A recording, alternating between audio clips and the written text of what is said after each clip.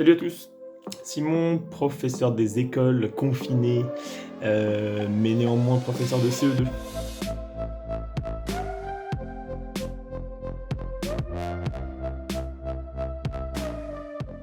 Et aujourd'hui, je vous parle d'un petit quelque chose qui me semble extrêmement important en ces temps de confinement, c'est d'avoir des rituels. J'en suis sûr que vous en êtes convaincus en tant qu'adulte, et bien pour les enfants, je pense que c'est essentiel également. Euh, Personnellement, je leur envoie tous les matins un petit poème à lire, une œuvre musicale à écouter et une œuvre picturale à regarder.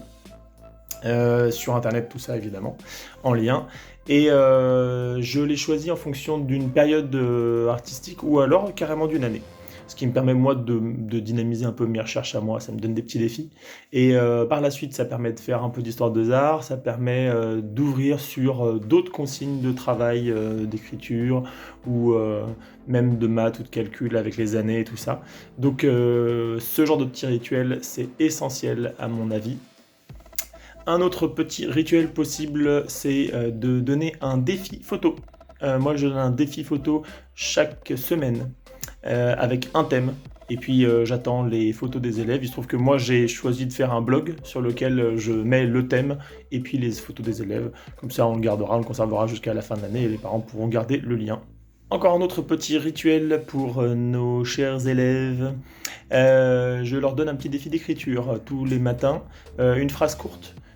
Pour changer un peu de la phrase du jour qui est essentielle, hein, j'en suis sûr, mais pour faire varier un petit peu les plaisirs et pour vous et pour eux, leur donner des contraintes d'écriture parfois un petit peu plus complexes, issues par exemple de la poésie moderne ou du genre, par exemple, demander aux élèves d'écrire une phrase où chaque mot aura moins de lettres que le précédent, jusqu'à en avoir de moins en moins ou de plus en plus. Vous pouvez aussi écrire un tautogramme, par exemple, une phrase dont tous les mots commencent par la même lettre. Vous pouvez décider, comme Pérec, de leur demander une phrase où il y a, par exemple, aucun R ou aucun S. Voilà, tout ce genre de petits défis. Vous, ça vous met au défi un petit peu aussi. Et eux, carrément. Voilà.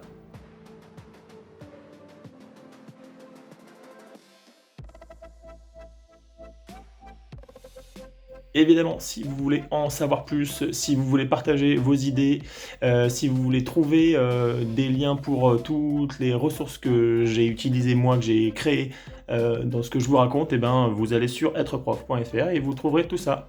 N'hésitez pas à partager aussi vos bonnes idées à vous, on en a besoin. Et surtout, vous êtes géniaux, lâchez rien.